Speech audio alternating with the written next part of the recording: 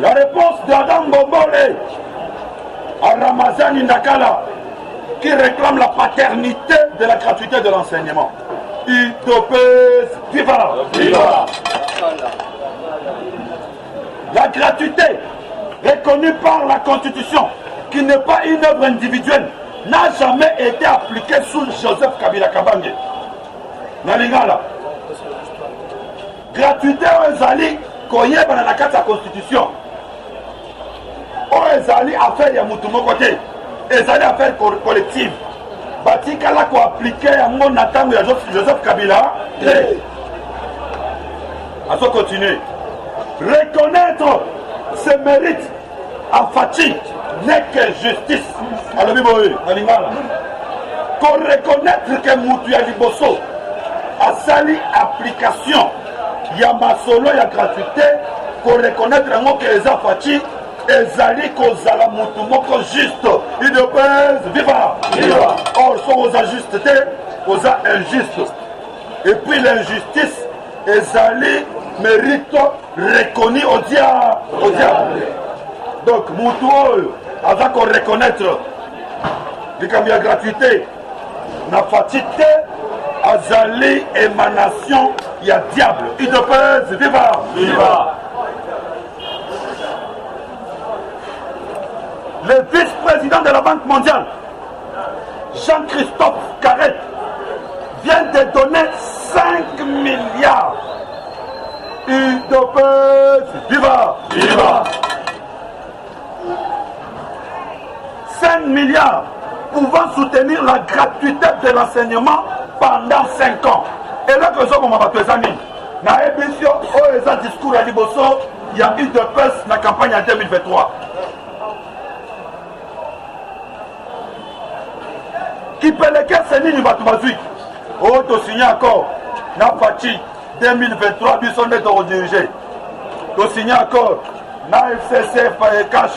Pour 2023 aussi que la biso il te pèse biso moko to lobby na musalo patazo sala na paso to moni na moko yo o tato aye na pouvoir oyo il faut qu'on libère l'air va comprendre que combattant a déterminé on a regardé pouvoir ya Fati pendant longtemps donc moi comme qu'on va changer méthode alors biso nyonso ndenge toza awo d'ici la 2023 ils vont s'approcher nous devons nous préparer en conséquence.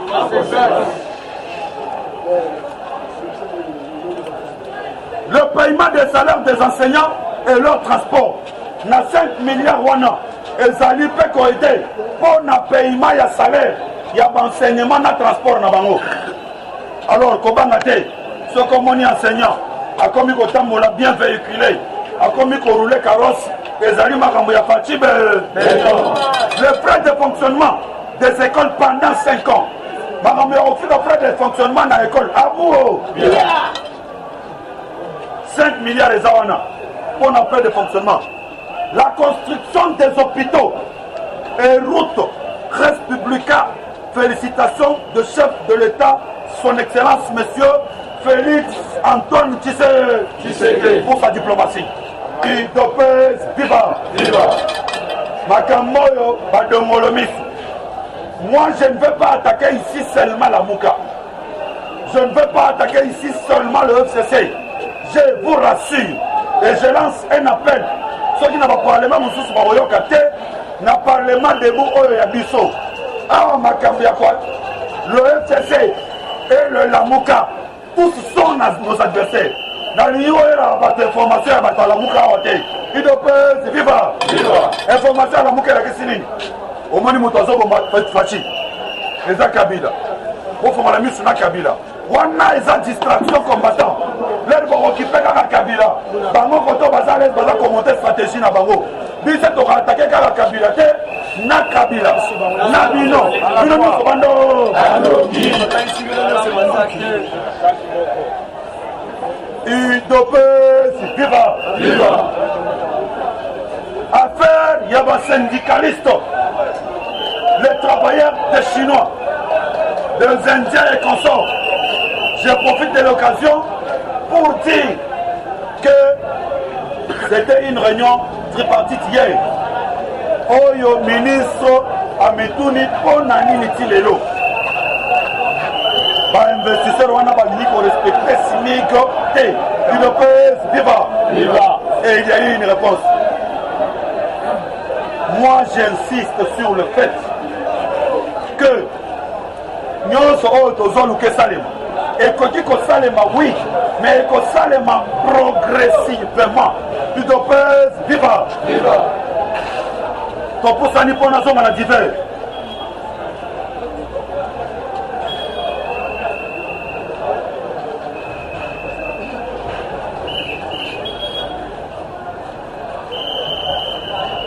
Nous avons insisté sur les comportements que devraient adopter les combattants pour bien conserver le pouvoir. Les lots n'a pas passé que l'air besoin qu'il n'y a pas parlement debout. Boyebi ça va présenter au parlement 18h Bakata. Parce qu'il y a un plan bien conservé et monté boutiqué par les ennemis. Bozo senti, Naebi Sakabino, que la Mouka, na FCC, comme on a constaté, on a rebondissé Fati. On n'a pas la moitié. Lélo Moïse Katum, Yewana, Nabata FCC, et comme il y a non, aux la famille. Ça va se ramifier comme ça. 2023, nous aurons un front. Le problème de ce pays, c'est quoi? Moko Batoubalingarate est dirigé par de vrais Congolais. Et là, les impérialistes sont mal à l'aise. Les multinationaux sont mal à l'aise. Parce que quand nous sommes contre Fati et contre Congolais, Fati a Oboyango. Voilà pourquoi Balingaka, Kokamata Batu, Tata Nae, Moutologola Martin Fayou, Tata Yebanate, Mama Yebanate, Nabanaka, Oba Yebana, Aoutawa. Ozi Moutologola Kabila, Akita Angelo Abimina Kabina Katanzete. Ozi Moutologola Moïse Katumbi, Solo Wanego à la Congolais. Ce sont des gens que vous verrez les Nyangalakata voter. On a 4 et au 4 euros. 4 guendards. On a 2023, on peut s'avoir 15 euros. On est au 4, on est au tombeau là-bas. On va nous dire, mais viva! Donc, pour finir le message d'aujourd'hui, j'ai toujours dit que nous n'avons plus le temps d'aller rester dans le passé. Mais ça n'empêche pas la justice. Voilà pourquoi la Banque africaine de développement a débloqué des montants. Il y a la Banque mondiale qui a débloqué des montants. Pour comme ça, effectivité, il y a gratuité, pour aider les petites et moyennes entreprises. Ce sont des actions que nous, les combattants de l'UDPS, nous devons vulgariser. L'UDPS, viva! Pour finir, ma solo est parti 70%. Toligny a insisté, Nelo Gomoko. Plusieurs ministres se sont inclinés à la décision du parti. Et Belé va comme Ikoya, copé sa organigramme. Mais, dans cette affaire, combattant, sur le niveau qu'elle ne répète qu'elle n'a pas Simandaku, moi, je vais respecter un ministre des Athées. Et Belé Bazakuna, et comme il y a un autre, de l'autre côté. Si c'était le parti, ça allait être autre chose. Et cette affaire de 70%, tous ont insisté, cadre Bassi Bayokani, les ministres et les cadres du parti, Bayokani déjà pour n'apporter la faisabilité. Yo combattant aux Awa, Zara vigilant. Côté nous sommes allés aux Amoutués Aner. Information non sur Royoka. Benga présenté aux Anas numéro de téléphone. Mais ce que nous devons vous confirmer, c'est que les États-Unis d'Amérique, l'Allemagne, la Russie et tous les pays puissants du monde ont accepté et sont d'accord avec les performances que connaît la République démocratique du Congo. Performance au RDC ça qu'on connaître, et ça par rapport à mérite, il y a président Félix Tshisekedi. Maintenant, les ennemis de la République, bateau bazoma na intérêt na bango bakomo mona façon façon sala le busala si to comme en 2023 bango ba busala discours Et qu'est-ce qu'il faut faire? Il faut les combattre. Assis à mandater, il faut assassiner. À l'est du pays, le chef de l'État, c'est parce qu'Azali est élu de Dieu. Dernièrement, parce qu'Azali est élu de Dieu, il a été élu par Dieu. Et Naza Koutuna déclaration, oh Yemokasali, alors j'ai été choisi par lui-même Dieu. C'était sur voie. J'ai été choisi par lui-même Dieu. Personne ne verra pas ma tête. Heureusement que je connais déjà les 4 coins de mon pays.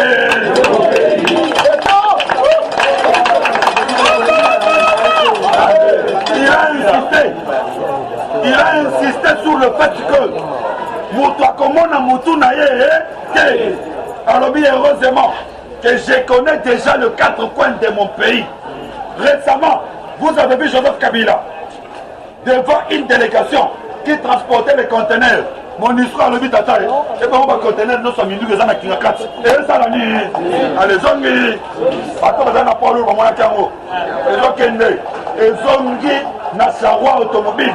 Place Masolono sur Zali. Et tout ça, pendant qu'on vote la minute wana. Est-ce que ça c'est là qui? Nous avons notre stratégie. Pouvoir n'abuser de gens à mundu quitter. Pouvoir n'abuser de gens à makilate et makamunionso et kobonga samundo. Voilà tout ce que j'allais vous dire pour la journée d'aujourd'hui. Ceux qui ont des oreilles, Bayoka, côté Nyon Sosali, combattant vigilance, Ezala. Soit information, commissaire chez Bisso, Bisso va parlementaire debout, Tokome Mayango acquis des droits, comme Kakola Lissali sous terre, parce qu'aujourd'hui, la Mouka et le FCC sont tous des adversaires de notre pouvoir.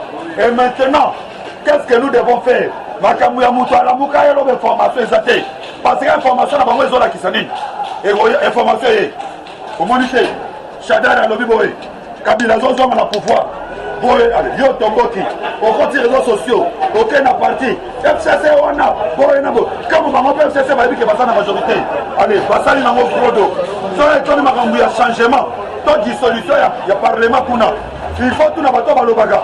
Fatih, il faut dissoudre le parlement. Tout n'a pas de dispositif constitutionnel. Il y a qu'à dissoudre le parlement. Et pour dissoudre le parlement, il faut consulter le président, le bureau de l'Assemblée nationale. Il faut consulter le bureau du Sénat.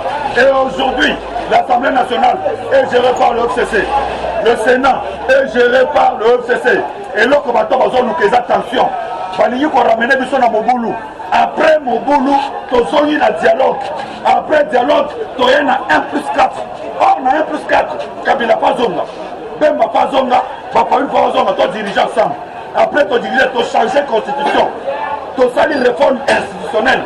Mais tu as une copie à Genève, Malamoko. Il peut vivre. Et le FCC et la Mouka n'est pas toujours qu'elle ne veut qu'à la tête, qu'au sala, qu'au coup à Naliboso. Et bien, déjà la Katoum. Et au comme un intel. Et comme un intel. Parce que Jean-Pierre Bemba, le grand perdant, il y a après. Il va le faire. Il que sans Yango, à la candidat président de la République, à 5 message à l'élo, nous Yango, à partager Yango, et puis tous les informations, nous sommes comme ça à niveau à partir, pour aller dans le souk awa, nous souhaitons une bonne journée à tous.